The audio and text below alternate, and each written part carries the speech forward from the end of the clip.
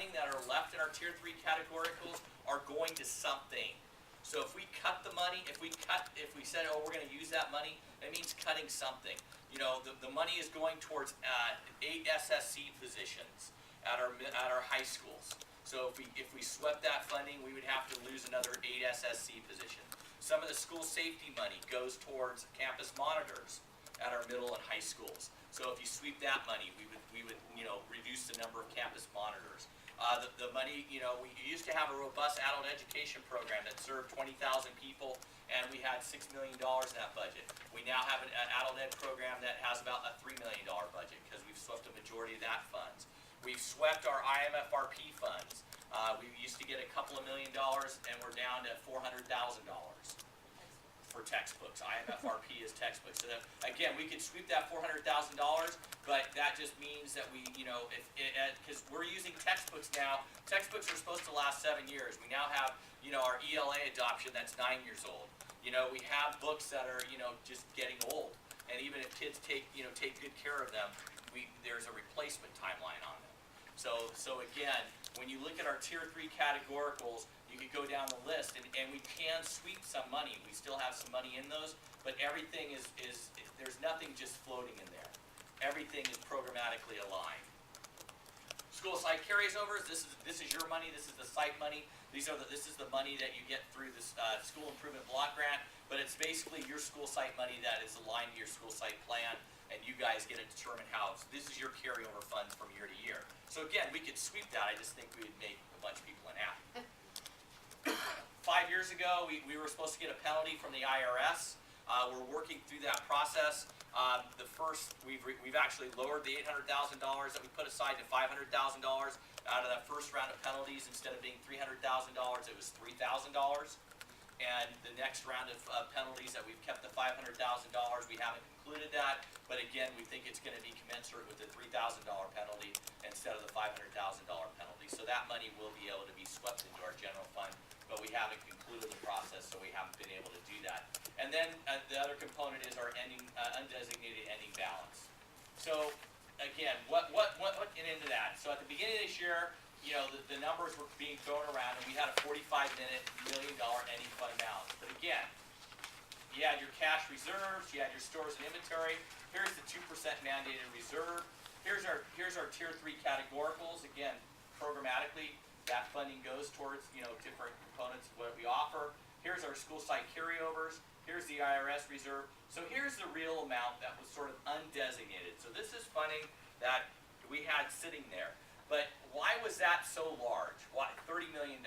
And actually, $30 million isn't that large when you look at our salaries and benefits. That's sort of like having, and Brian's not here, and I wish he was, but it's about a month. It's a month worth of paychecks for everybody in the district. And it's probably more like 6 weeks. But it basically means if the state did another deferral and stopped paying us, that we would have enough money to carry those, those numbers of weeks. We would have enough, funding to be able to do that. But it was high for several reasons. First of all, we got another deferral where they deferred $8.5 million. So we needed to be able to cover that deferral. Then last spring, we got a lot of one-time payments from the state, which is great, $5 million. But it's not incoming funding that we can budget, nor is it ongoing funding. So it was one time. We got $2 million in the special ed adjustment from 09-10. We got $1.4 million for mandated costs. Mandated costs, there's 52 mandates that basically the state goes and budgets $1,000 a year for, and they say that they're funded, when in reality they're not. We have to keep track of everything we do to meet those mandates. Then we submit those to the state, and occasionally they pay us back for them. So last year we got a $1.4 million payback. It's great, it's nice, but again, it's nothing we can budget. And then we got our last round of funding from the federal ARA funds. And again, that was the Obama administration coming through to help local communities. We got $1.6 million. Then as part of that $30 million, we had $10.7 million sitting in there because we didn't know if we were going to get those mid-year cuts. We had $10.7 million sitting in there to address mid-year reductions because the governor said you might get hit with a $330 mid-year cut. So, looking at the governor's budget proposal, I'm going to sort of come back to that $30 million in a moment. And again, I just talked to you about it. Basically, bottom line is, if it doesn't pass, we lose $455. That's what he currently is saying. We'll get a new number in May, and when the budget's adopted, I'm sure there'll be another number in there. But right now, that is what he has been publicizing will be the cut to education, which is equivalent to about $4 million for our $14 million for our school district. Excuse me, only $4 million, but it's $14 million for our school district. And again, he has said the level of cut is commensurate with for closing down schools 3 weeks early. He's also said that as part, that is a commensurate cut. And so he's acknowledged that they will have to, if this cut comes to education, they're probably going to have to significantly increase the number of furlough days that districts can negotiate and close down schools early. So why are we deficit spending, and what does it mean? Well, basically, bottom line is this year we're receiving $157 million, and we're expending $168 million.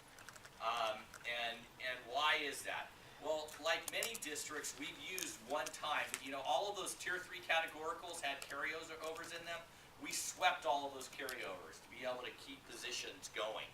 And basically, we've gone through our budget as many times as we can, and we've taken one-time funding, and we've applied it to ongoing positions to maintain those positions, to do the best we can. We've made hard cuts. We've raised class size K-3. We've gotten rid of high school athletics. We've minimized a lot of programs. We've increased class size at the middle school and the high school, and so we've done a lot of actual long-term cuts, but it hasn't been able to fully cut the deficit of what the state has reduced the district. And then unfortunately, special ed and special ed transportation cuts have continued to increase. And the feds aren't funding that increase. Again, the feds have just given flat funding the last several years for special education. And so, we're not getting funding. Our transportation costs in this district are $7.5 million. We get $2.2 million from the state. So that means another $5.3 million, that's an encroachment on our general fund. And those things go up. When you see gas prices go up, our transportation costs go up. And again, we're not getting funding for that. Again, every year we decline in enrollment, and that creates a deficit itself. You lose 300 students a year, it's $1.5 million. So every year we're going to get $1.5 million less. And unfortunately, the challenge with being in declining enrollment is kids don't come in perfect packages of 300. When we lose 300 kids, even if we lost 30 kids in one school, it's not going to be in one grade level. I'm going to lose 5 second graders, 8 third graders, 9 fourth grade. It's going to be spread out. And we don't lose 30 kids in one school either. So they're from throughout the school district. And unfortunately, they're not even clustered in the same area where it's really easy to say, well, we'll just, move these kids. What it generally creates for us is we end up with split classes. You have a split 1-2, a split 2-3, which, having had daughters in split classes, and I had daughters in split classes back when the class size was 20 to 1. The teachers still had to really work hard to make sure that they were meeting all the instructional need of those 20 kids. Now that we have split classes and the class sizes are 30 to 1, again, it just adds that much more challenge. Every child in the classroom is a variable, and how that variable impacts all the other variables around them, you don't know. So the more variables you have in there, the more challenge it creates. And then again, we still do have annual increased costs.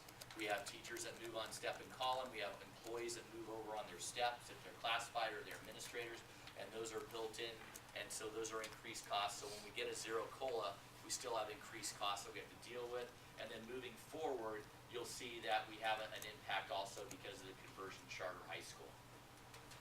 What is the cost, the next net effect? Again, there seemed to be a lot of debate about whether or not the district was being factual in the cost to the district. I want to sort of finally put this to bed that the state legislature has actually recognized when we came forward last spring and said that there is a funding differential between what the charter gets and what the school district gets, and that funding differential is paid for by the school district. And we stated that very clearly last spring and several times, yet it was put out into the public that we weren't correct. There is now legislation